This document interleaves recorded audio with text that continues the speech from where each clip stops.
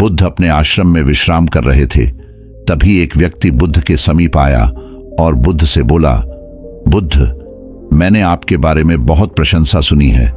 मैंने सुना है कि आपको परम ज्ञान उपलब्ध हुआ है। मैं भी परम ज्ञान को उपलब्ध होना चाहता हूं। मुझे उम्मीद है कि आप मुझे ज्ञान का मार्ग दिखाएंगे। बुद्ध ने मुस्कुराते हुए कहा, तुम्हें मुझसे इतनी उम्मीद क्यों है? वह व्यक्ति बोला, बुद्ध, मैंने अपने जीवन का एक बड़ा हिस्सा इस दुनिया को समझने में निकाल दिया। मैं ये समझ चुका हूं कि इस दुनिया में सब लोग स्वार्थी हैं। सभी सिर्फ अपने बारे में ही सोचते हैं। कोई किसी की मदद नहीं करना चाहता और ना ही कोई किसी को समझना चाहता है। सभी तरफ अंधकार ही अंधकार है।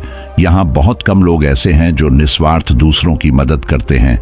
ऐसे ही आप हैं बुद्ध, आप भी तो निस्वार्थ भाव से सभी को ज्ञान प्रदान करते हैं। इसी कारण मैं आपके पास आया हूं। बुद्ध ने कहा, तुम्हें चारों तरफ अंधकार क्यों दिख रहा है? व्यक्ति बोला, अंधकार नहीं तो क्या, मैंने अपने जीवन में अंधकार ही देखा है।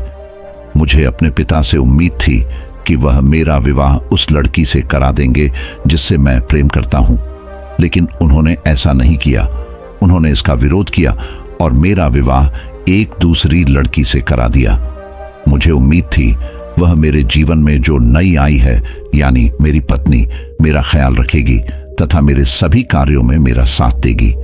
मैं कवि था, लेकिन मेरी कविताओं में उसे रुचि नहीं थी। वह चाहती थी मैं कविताएं छोड़कर कोई और कार्य करूं जिससे धन की अधिक प्राप्ति हो, और इसके लिए वह मुझसे रोज झगड़ा करती थी। उसने मेरा जीवन नर्क बना दिया था। मैंने निश्चय किया कि मैं घर त्याग दूंगा और फिर कभी वापस नहीं आऊंगा, और एक दिन मैंने ऐसा ही किया। मैंने घर त्याग दिया। मैं अपने मित्र के पास गया। मुझे बहुत उम्मीद थी कि यह मेरी सहायता जरूर करेगा, लेकिन उसने भी मेरी सहायता नहीं की। तब मुझे समझ में आया कि इस दुनिया में सभी लोग अपने स्वार्थ के लिए ही जी रहे हैं। कोई किसी को नहीं समझता, ना ही कोई किसी की मदद करना चाहता है। इसके बाद मैं साधु सन्यासियों के साथ रहने लगा। वहां मुझे अनेक गुरुओं का आशीर्वाद मिला। मैंने नई नई ज्ञान की बातें सीखी और मैंने जाना कि यह दुनिया एक भ्रम से ज्यादा कुछ भी नहीं। यहाँ पर व्यक्ति भ्रमित हो जाता है और इस माया में पड़ा रहता है। वह खुशनसीब था जो इस माया से बाहर निकल आया।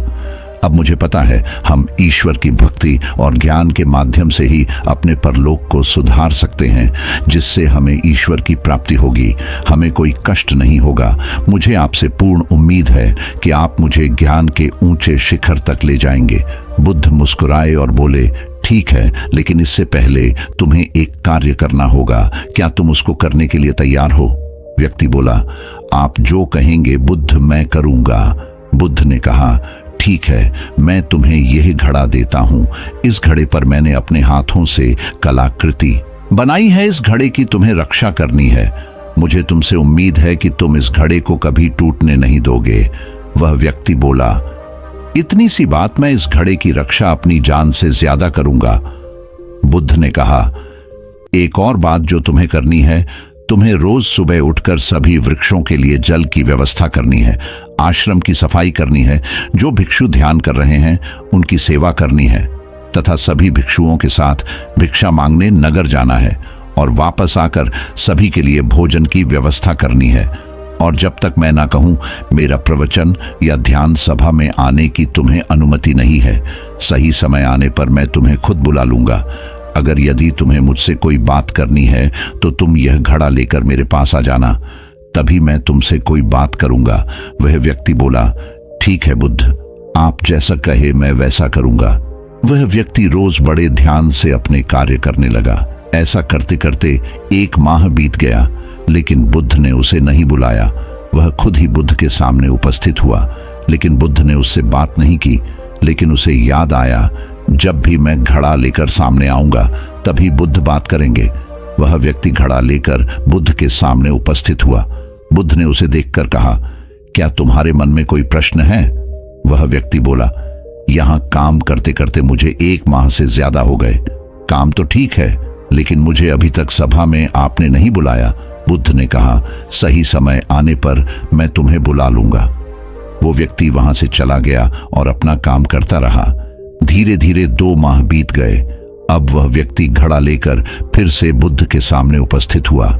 उसने फिर से बुद्ध से कहा, आपने मुझे सभा में अभी तक नहीं बुलाया। बुद्ध ने कहा, सही समय आने पर मैं तुम्हें अवश्य बुला लूंगा। वह व्यक्ति फिर से अपने कार्य में लग गया। ऐसा करते करते 1 और माह बीत गया। अब उसके धैर्य की सीमा समाप्त हो रही थी। वह बुद्ध का एक और शिष्य आनंद के पास गया और आनंद से बोला कि आनंद, बुद्ध मेरे साथ अच्छा नहीं कर रहे हैं। मेरे बाद में आए व्यक्तियों को बुद्ध ने अपने शिष्य के रूप में स्वीकार कर लिया। अपनी सभा ध्यान और ज्ञान सीखने के लिए उन्हें आने दिया।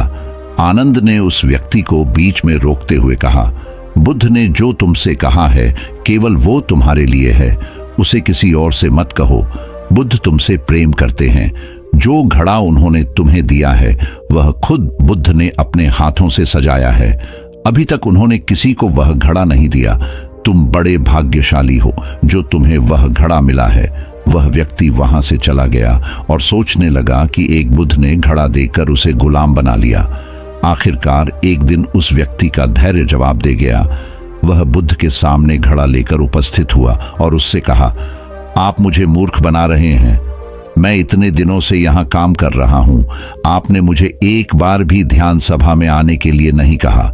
आखिरकार आप मुझसे कब कहेंगे? मैं कब सीखूं? कब मुझे ज्ञान मिलेगा?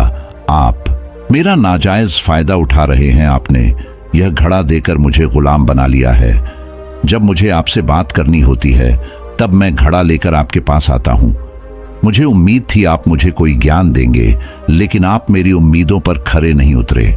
बुद्ध ने मुस्कुराते हुए कहा, शीघ्र ही मैं तुम्हें ध्यान सभा में बुलाऊंगा। वह व्यक्ति आग बबूला हो गया और बोला, मुझे आपकी ज्ञान की जरूरत नहीं है। मुझे नहीं लगता कि आपको कोई ज्ञान प्राप्त हुआ है। आप झूठा ही ज्ञान का प्रदर्शन करते रहते हैं। मुझे आपके घड़े में कोई रुचि नहीं है। मुझे इसकी कोई जरूरत नहीं है। उस व्यक्ति ने वह घड़ा जमीन पर दे मारा।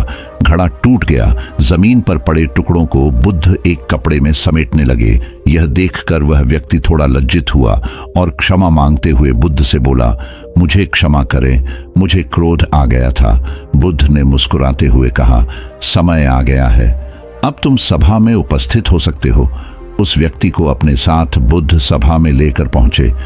बुद्ध ने अपना प्रवचन शुरू किया और बुद्ध बोले, इस दुनिया में दुख का कारण है किसी वस्तु से अपने आप को जोड़ना है।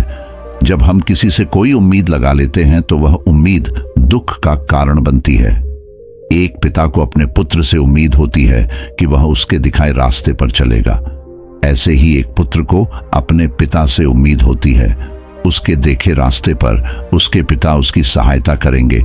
ऐसे ही कुछ उम्मीदें एक पति को अपनी पत्नी से होती है और दूसरी तरफ एक पत्नी को अपने पति से देखा जाए तो दुनिया में ज्यादातर लोगों को एक दूसरे से कुछ ना कुछ उम्मीदें रहती हैं। लेकिन खास बात यह है कि उम्मीद तो एक की ही पूरी होनी है और एक की नहीं। इसी उम्मीद के पूरा ना होने के कारण दुख प्रकट होता है। दुख आता है, व्यक्ति दुखी हो जाता है। क्रोध बुद्धि का नाश कर देता है, तब व्यक्ति अपना ही नुकसान कर लेता है। क्रोध गर्म कोयले को अपनी हथेली पर रखने के समान है।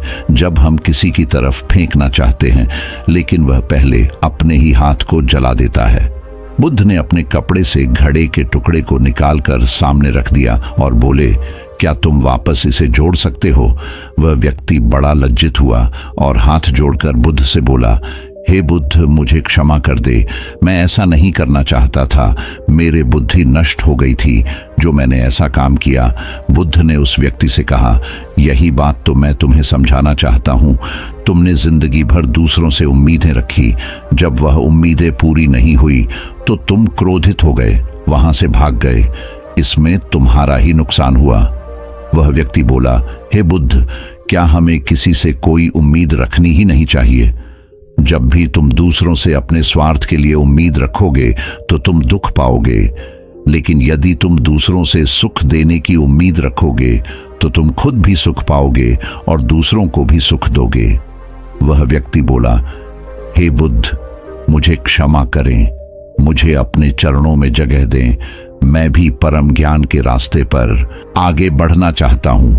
बुद्ध ने कहा, अभी तुम अपने घर वापस जाओ और अपनी पत्नी और अपने पिता से क्षमा मांगो और अपना ग्रस्त जीवन जियो। व्यक्ति बुद्ध से बोला, हे बुद्ध, क्या मेरी इस गलती के लिए अब मुझे ज्ञान प्राप्त करने का अधिकार नहीं रहा?